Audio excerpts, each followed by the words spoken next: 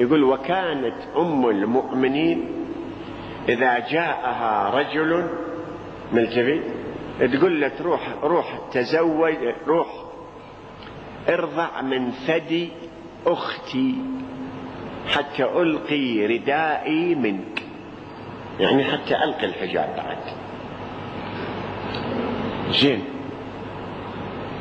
انت شايف شنو هاي الحكاية، شنو خطورتها يا ولاد؟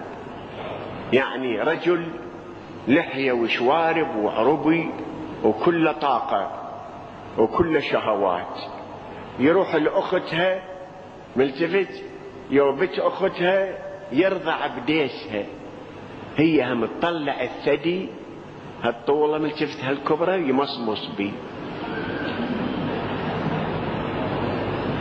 يعني أنا أحكي هذا الحكي شوية أسوي مدري شلون من انفعال داخلي، مو قاعد أتونس بهذا الحكي والله، يعني كثرة وجهي هذا الحكي، هذا ما مربوط. ولك هو الزلمة بالشارع ومتكهرب، شلون إذا لزم الممة؟ ها؟ لك هذا أي دين، أي تقوى، أي ورع هذا؟ لك أي حكي هذا؟ لك هو مسودا بالشارع ماكل تمر زادي، ربع ملتفت قوصرة ماكلها وطالع مشحون طاقة، مشحون ملتفت من اللهيب هذا مال السعودية مال الحجاز، كله برحي وخلاص وكذا. لك شلون؟ ثم شنو الواجب؟ انت الداعي يا ام المؤمنين سيدتي، انت الداعي الى هذا ان تلقين عبايتك قداما لويش؟ شنو الداعي لهذا؟ ليش تذبين عبايتك؟ ايش معنى؟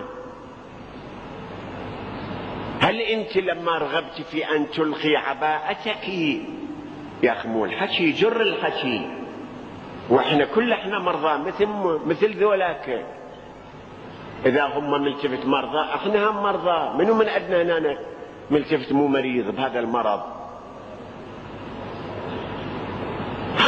شنو الداعي ان تذبين عبايتك قدامه حتى تضطرين تنطين فتوى روح ارضع بثدي ابنة اختي؟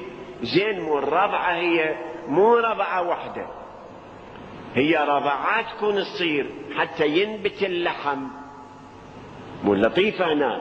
ثم هذا الرضاع للطفل الرضيع الجوعان اللي أمه ميتة، يا أمه مريضة، يا أمه مسودنة، يا أمه كذا ما عندها لبن، يجيبون المرضعات.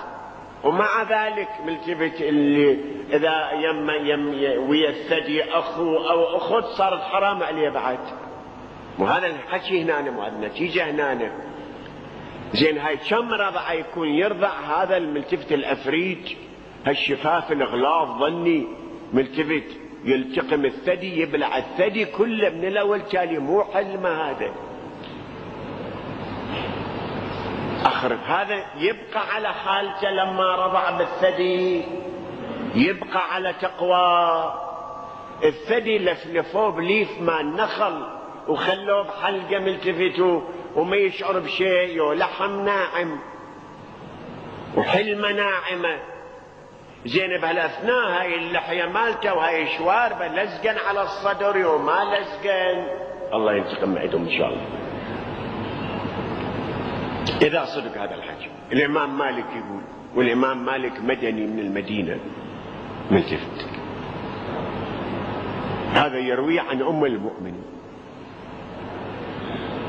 زين، هي تستقيم على حالتها، يعني المرأة اللي تعطي ثديها مرة تعطيه للطفل بعد مغمض ملتفت ومغمض، هذا الشيء المرأة ما تشعر بشيء لما ترضع طفل. لكن إذا أجى رجل تغيرت القضية، هو يتغير وهي تتغير، يصير الشكل غير حكي، يصير اللغة غير لغة.